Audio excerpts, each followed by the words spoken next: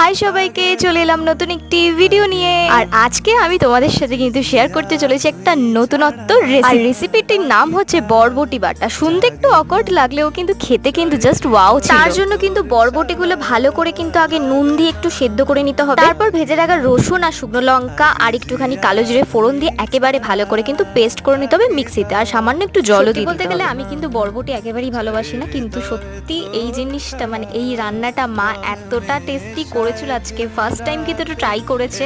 সত্যি বলছি আমি বরবটি খেতে পছন্দ করি না, কিন্তু এখন বরবটির প্রেমে পড়ে গেছি।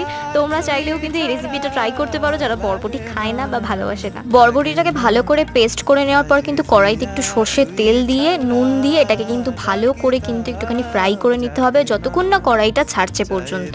সত্যি এত টেস্টি বানিয়েছিল। প্রথমে কিন্তু আমি ভেবেছিলাম আমি খাবো না, কিন্তু মা যে খেয়ে বললো এত টেস্টি হয়েছে তুই খেয়ে দেখ, সত্যি খুব ভালো হয়েছিল। তো আজকের মতো টাটা।